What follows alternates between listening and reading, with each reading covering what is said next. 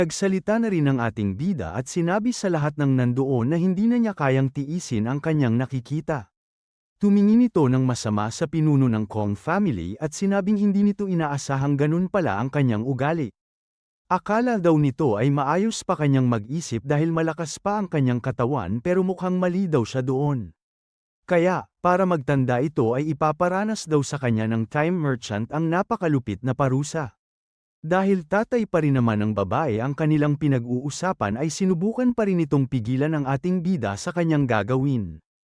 Pero, hindi na ito pinakinggan ng time merchant at bigla na lang inubos ang natitirang lifespan ng matanda sa harap mismo ng kanyang pamilya. Makikita dito na unti-unti nang nawawala ang oras sa katawan ng matanda kaya nagmumukha na itong bangkay. Habang nangyayari ito ay nanunood lang ang lahat sa kanila at iniisip kung totoo ba talaga ang nangyayaring iyon. Nung napagtanto ni Manhei na hindi talaga nagloloko ang ating bida ay bigla na lang itong sumigaw ng malakas at tinawag ang kanyang tatay. Pero, bago pa ito makalapit sa time merchant ay bigla na lang ulit umilo ng sobrang lakas sa buong lugar. Nung natapos na ang lahat ay bigla na lang nahulog sa lapag ang pinuno ng Kong family. Habang humihinga ng malalim si Lee ay pinuntahan na agad ng babae ang kanyang tatay at tinanong kung ayos lang ba ito. Nung hindi ito sumagot ay nagsalita na ang ating bida at sinabi nito kay Manhei na hindi niya kailangang mag-alala dahil kinuha lang nito ang kanyang oras sandali at binalik din agad bago pa ito tuluyang mawala. Kaya daw niya ito ginawa ay gusto lang niyang ipatikim sa matanda ang pakiramdam ng malapit ng mamatay. Mahilig kasi ang kanyang tatay sa pagkontrol ng buhay ng iba kaya pinaranas sa kanya ng time merchant kung ano ang pakiramdam pag ginagawa ito sa kanya. Dahil sa sobrang takot ay wala nang ibang nasabi ang tatay ni Manhei kundi ang demonyo daw si Mr. Lee. Pagkatapos noon ay lumapit na ang tatay ni Yuntao sa ating bida at sinabi na kahit sarado ang isip ng kanyang kapatid tungkol sa pagbabago ay open-minded naman siya. Sinabi din nito na siya daw ang sumuporta sa kanyang pamangkin para mag-aral sa ibang bansa at hindi rin siya pumayag nung gusto nila itong ipakasal na lang bigla sa iba. Hindi daw siya katulad ng kanyang kuya dahil buong puso nitong sinusuportahan si Manhei dahil kung gusto nito ay pwede pa daw niya itong pag-aralin sa isang photography school para sa kanyang pangarap. Hindi naman makapaniwala doon ang babae dahil ang kanyang daw uncle pala ang may rason kung bakit siya nakapag-aral sa ibang bansa. Nung narinig na ng time merchant ang kanyang sinabi ay bigla nitong tinanong kung kaya ba niyang pamunuan ang kanilang pamilya. Tumingin muna ito sa kanilang mga elder at inisip na mukha namang hindi na ito manggingialam pero hindi muna ito sumagot agad para mag-isip sandali. Habang naghihintay ng sagot ay tinignan muna ni Lee ang batang Mr. Kong sa likod ng kanyang tatay. Dahil alam nito na isa si Yuntao sa mga pinakamagaling sa larangan ng finance sa kanilang panahon ay tinanong niya ito kung nag-uumpisa na ba itong mag-aral sa field of finance. Nagulat naman doon ang kanyang tatay dahil ito daw talaga ang hilig ng kanyang anak kaya tinanong nito si Mr. Lee kung paano niya ito nalaman. Pinaliwanag naman sa kanya ng time merchant na kaya niyang pumunta sa River of Time kaya alam niya ang mga nangyari sa past at ang mga nangyari na sa future. Hindi lang daw ito ang kanyang nalalaman dahil sinabi nito na ang kanyang anak daw ang magiging pinakamagaling na pinuno ng kanilang pamilya. Hindi naman nanatiis ng kasalukuyang pinuno ng kanilang pamilya ang kanyang mga naririnig kaya malakas nitong sinabi na hindi iyon posibleng mangyari. Bago pa ito makapagsalita ulit ay bigla na lang napunta sa kanyang likod ang ating bida at sinabi na mas maganda ang ugali ng kanyang kapatid kesa sa kanya at mas maayos ang opinyon nito sa mga susunod na henerasyon. Kaya, tinanong nito sa nakakatakot na paraan ang matanda kung sang-ayon din ba ito para palitan na siya ng kanyang kapatid. Inisip naman nito kung ano ang pwedeng gawin sa kanya ng time merchant kung hindi siya pumayag doon kaya wala na itong nagawa kundi ang sumang-ayon. Dahil wala naman ang tumutol doon ay sinabi na sa kanilang lahat ni Mr. Lee na aalis na siya. Pero, bago tuluyang lumabas ay tumigil muna ito sa harap ni Yuntao. Hinawakan nito ang kanyang balikat at nakangiting sinabi na magkita na lang ulit sila ng 70 to 80 years sa hinaharap. Habang naglalakad palabas ay inisip nito na mukhang meron na naman siyang naiba sa history. Kaya, inisip nito kung ano kaya ang magiging epekto nito sa kanilang oras at sa pinuno ng Kong family na si Kong Yuntao. Pagkatapos noon ay mabilis nang lumipas ang panahon at sinasabi ng ating bida na 10 taon na siya sa oras na iyon at dahil sa tulong ni Manhei ay nag-iwan na sila ng kanyang mga litrato kung saan-saan. Habang nagbabike ay bigla nitong naisip na kung wala masyadong mag-iiba sa history dahil sa lahat ng kanyang mga ginawa at sa tagal niya doon ay lumalakas na talaga ang compatibility niya sa laws of time. Pero, kahit na magandang balita ito ay namimiss pa rin daw niya ang modern technology katulad na lang ng kotse. Habang nakaangkas sa kanya si Manhei ay sinasabi nito sa ating bida na kailangan pa niya itong bilisin dahil mahuhuli na talaga siya sa kanyang klase. Sinabi nito na dahil nandoon na rin naman si Lee ay kung gusto niya ay pwede naman siyang sumama sa loob ng school. Kahit pagod na ito ay nakangiti pa rin niyang sinabi sa babae na hindi na siya sasama sa loob pero hihintayin naman siya nito sa labas hanggang matapos sila. Pagkatapos noon ay bigla nitong naalala ang unang beses niyang pumasok sa River of Time dahil sobrang ingat pa daw niya noon pero ngayon ay nababago na niya ang kapalaran ng isang tao. Habang lalo daw lumalakas ang kanyang control sa oras ay unti-unti na din niyang nababaluktot ang iba sa mga batas nito. Pagdating ng ating storya sa loob ng paaralan ay makikita natin na tinuturuan sila doon ng kanilang teacher tungkol sa composition at lighting sa pagkuha ng mga litrato. Pagkatapos noon ay mabilis nang lumipas ang ilang oras kaya lumabas na doon si Manhei at nakita agad nito na nakaabang nga sa kanya ang ating bida.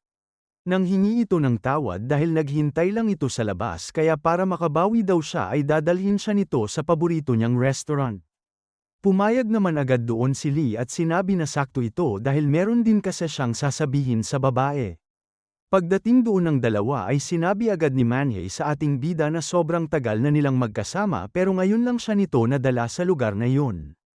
Iniba naman agad ng time merchant ang kanilang usapan dahil tinaas nito ang kanyang baso sa harap ng babae para makipag-cheers.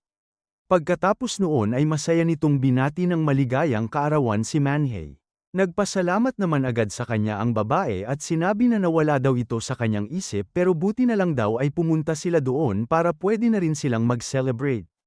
Bigla namang nawala ang ngiti nito nung naisip niya na hindi man lang ito naitandaan ng kanyang pamilya. Pero, ayos lang daw ito dahil sa nakaraang 10 taon ay kasama naman niya ang ating bida. Nung nasabi na nito ang lahat ng gusto niyang sabihin ay tinanong na nito si Mr. Lee kung ano ang gusto niyang sabihin sa kanya kanina pa. Napapikit bigla ang ating bida at dahan-daang sinabi kay Manhei na kailangan na niyang bumalik sa kanyang oras. Hindi naman makapaniwala doon ang babae kaya parang maluha-luha ito pero hindi muna siya nagsalita dahil meron pang sinasabi si Lee. Iyon na daw kasi ang limitasyon niya sa panahong yun dahil sobrang dami na ng kanyang binago sa kanilang oras. Pero, gaya nga ng sinabi nito sa kanya, kailangan lang daw niyang tiisin ang lahat ng hirap na kanyang pagdadaanan. Mahina namang sinabi ni Manhei na akala daw niya na kung hindi niya ito babanggitin ay hindi na nila ito pag-uusapan pero mukhang dumating na daw talaga ang oras na yun. Bago pa magsalita ulit ang babae ay pinaalala sa kanya ng time merchant na pumirma naman na siya ng kontrata kaya meron na siyang dagdag na 100 years. Hindi naman ito pinakinggan ni Manhei dahil bigla na lang itong sumigaw ng malakas at sinabi na hindi niya gustong umalis doon si Lee. Pinaliwanag sa kanya ng maayos ng time merchant na walang sinasanto ang laws of time dahil kahit siya na kayang mag-control ng oras ay hindi nito palalampasin pag hindi siya nakinig sa kanilang rules. Tumayo na ito at sinabi sa babae na kung magiging malakas lang siya at matatag ay magkikita pa rin naman sila sa hinaharap. Marami na daw siya masyadong ginawa at binago sa panahong yun kaya kinakailangan na talaga niyang umalis agad. Nung nakikita na ni Manhei na unti-unti na talagang nawawala ang ating bida ay wala na itong nagawa kundi ang umiyak at pigilan siya. Pero, bago tuluyang mawala ay sinabi ni Lee na kailangan lang niyang maniwala sa kanya dahil worth it daw ang lahat ng kanyang pagdadaanan. Nung bumalik na sa totoong oras ang ating storya ay makikita natin na naghihintay pa rin si Yuki sa opisina ng kanilang boss dahil wala namang inutos sa kanya ang ating bida. Tapos, bigla na lang itong nagulat dahil bumukas bigla ang pinto kung saan pumasok kanina si Wei Wen. Hindi ito makapaniwala na lumabas agad ito sa library dahil ilang minuto pa lang siya sa loob kaya tinanong nito kung tapos na ba talaga siya. Hindi naman na ito sinagot ni Wei Wen dahil napansin niya na wala doon si Lee kaya tinanong agad nito kung nasaan ang kanilang boss. Sinabi naman sa kanya ni Yuki na bigla na lang itong nawala at mukhang umalis na naman ito ng walang rason. Masaya daw siguro talaga ang maging isang boss dahil pwede na lang itong umalis na lang bigla nang walang magagalit. Nagulat naman ito nung bigla na lang nagsalita ang time merchant sa kanyang likod at sinabi na ang mahirap lang sa pagiging boss ay ang pinag-uusapan siya ng kanyang mga empleyado nang hindi siya nakatingin. Habang nanghihingi ng tawad si Yuki sa ating bida ay napansin agad ni Weiwen ang damit na suot nito. Kaya, napagtanto agad niya na bumalik na naman ito sa nakaraan at may ginawa para sa kanilang club. Hindi naman na nagsayang pa ng oras ang ating bida dahil pumunta agad ito sa kanilang paradahan para kumuha ng kotse. Nakita siya doon ni Feng Hao kaya sinabi nito na pwede siya nitong pag-drive pero hindi ito pinansin ng time merchant at bigla na lang nagpatakbo ng mabilis paalis. Lumipat naman agad ang ating storya sa vacation villa ng Kong family at makikita natin na nandoon lang si Yuntao habang nagbabasa ng dyaryo. Natigil ito nung narinig niya na nagring ang kanyang cellphone kaya sinagot niya agad ito at tinanong kung sino yun. Nung nagpakilala si Mr. Lee ay nagulat ito dahil hindi niya inaasahang tatawag ito sa kanya kaya tinanong nito kung meron ba siyang utos para sa club. Sinabi naman sa kanya ng ating bida na hindi ito tungkol sa club dahil gusto lang niyang kamustahin ang kaibigan niya na hindi niya nakita ng mahigit 8 years. Hindi naman alam ni Lee kung ano ang nangyayari dahil tinanong sa kanya ng matanda kung ano ang kanyang sinasabi dahil 2 beses pa lamang daw sila nagkikita. Magsasalita pa lang dapat ang ating bida para ipaliwanag sa kanya ang lahat pero bigla na lang may nangyari kay Mr. Kong. Pagkatapos noon ay sinabi niya kay Mr. Lee na bigla na lang siyang may naalala galing sa kanyang nakaraan. Tinanong naman sa kanya ng ating bida kung ano ang mga nalaman niya at kung meron bang kakaiba sa mga ito. Tumayo ang matanda sa kanyang upuan at sinabi na bigla na lang pumasok sa kanyang utak at naalalang nakita siya nito dati sa dati nilang palasyo nung pinapalayas na doon ang kanyang pinsan na si Manhei. Dahil naitandaan na nito ang lahat ay masaya na siyang binati ng time merchant at sinabing long time no see. Hindi naman nakasagot agad doon ang matanda dahil tuloy-tuloy pa ring pumapasok sa kanyang isip ang lahat ng mga nangyari. Pero, hindi pa rin naalis sa kanyang isip na nung kailan lamang sila nagkakilala ni Mr. Lee kaya tinanong nito kung paano yun nangyari. Sinabi sa kanya ng time merchant na lagi niyang tatandaan na walang imposibleng bagay pagdating sa Eternal Club. Malapit na din daw ito sa kanilang bahay kaya hintayin na daw siya nito at doon na lang nila ituloy ang kanilang usapan.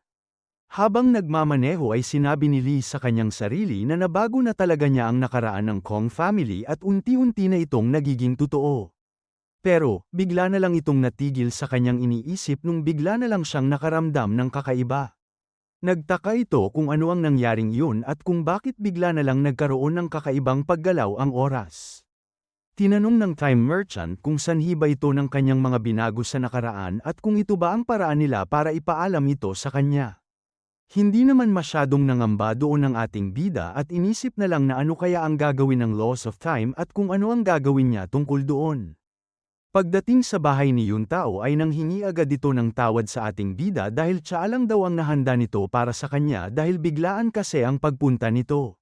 Sinabi din nito kay Lee na hindi pa rin siya masyadong makapag-isip ng maayos dahil ang akala nito ay matagal nang patay ang kanyang pinsan na si Manhei pero pumasok sa kanyang isip na buhay pa ito. Pero, bigla na lang sumakit ang kanyang ulo at sinabi na amang namatay na talaga ang kanyang pinsan. Dahil hindi na rin ito naiintindihan ang mga nangyayari ay bigla na lang itong tumawa at nanghingi ng tawad sa time merchant dahil mukhang dala na daw ito ng katandaan. Hindi naman sumagot agad sa kanya ang ating bida dahil inisip nito na yun siguro ang kapalit ng kanyang mga ginawa sa nakaraan dahil hindi alam ng matanda kung ano ba talaga ang totoong nangyari sa kanyang pagkatao. Siguro naman daw ay hindi ito permanente pero alam niya na hindi biro ang epekto ng self-correction ng River of Time sa oras ng isang normal na tao. Sa ngayon, alam ni Lee na sobrang gulo pa ng alaala ni Yuntao pero tinanong pa rin ito kung naaalala na ba niya ang nangyari at kung nasaan sa kanyang pinsan. Ang una nitong sinabi ay nasa ibang bansa si Manhei pero nung inisip niya itong mabuti ay sinabi niya na sigurado na siya na hindi pala ito umalis ng kanilang bansa. Kahit alam ng ating bida na hindi talaga madaling isipin ang memory na bigla na lang lumabas sa kanyang isip ay wala daw siyang panahon para sa magsayang ng oras doon. Kaya, nilabas na nito ang kanyang mahiwagang orasan at sinabing susubukan niya ang isa sa mga bago niyang kapangyarihan. Seryoso nitong tinanong si Mr. Kong kung kilala ba nito kung sino siya. Dahil madali lang ang tanong ay nakangiting sumagot ang matanda at sinabi na siya si Mr. Lee at siya ang leader at owner ng Eternal Club. Sinabi sa kanya ng ating bida na tama naman ang kanyang sagot pero mas kilala siya sa buong mundo bilang time merchant. Siya lang daw ang nag-iisang tao sa buong mundo na merong kapangyarihan para kontrolin ang oras. Ginamit nito ang kanyang kapangyarihan sa matanda at makikita natin na bigla na lang silang napunta sa ibang parte ng River of Time. Hindi masyadong sigurado si Lee sa kanyang mga gagawin pero inisip nito na uumpisahan niyang ayusin ang timeline ni Yuntao ayon sa mga binago niya dati. Bago mag-umpisa ay bigla na lang sumagi sa kanyang isipan na pag meron siyang maling ginawa ay pwede niyang masira ang isipan ni Yuntao at pwede itong mabaliw. Pero, hindi naman daw niya ito hahayaang mangyari dahil isa si Mr. Kong sa mga importante niyang empleyado. Pagkatapos noon ay bigla na lang lumipat ang ating storya sa ibang lugar at maririnig doon ang dalawang bata na nagmamadali dahil baka wala na daw silang maabutang pwesto. Pagdating nila sa lugar na kanilang sinasabi ay mabilis nang tumakbo papunta doon ang dalawa. Bigla namang napahinto ang isa sa kanila kaya tinanong ng kanyang kasama kung ano ang problema nito. Makikita sa mukha ng bata ang takot at dahan-dahan nitong sinabi sa kanyang kasama na nandoon ang matandang babae sa taas. Nung tinignan na ito ng kanina kasama ay hindi na rin ito nakapagsalita at sinabi na sa kanila ng babae na doon pala ang computer shop na pinupuntahan nila pag hindi sila pumapasok sa kanyang klase. Pagkatapos noon ay piningot nito ang tenga ng dalawa at sinabi na pag inulit pa nila ito ay sasabihin na niya ito sa kanilang mga magulang. Bigla namang napahinto si Teacher Kong dahil narinig nito na merong tumawag sa kanyang pangalan galing sa likod. Bigla na lang tumulo ang mga luha nito nung nakita niya kung sino yun. Tinanong kasi siya nito kung pwede ba siya nitong tulungan para kumuha ng mga litrato na gusto niya.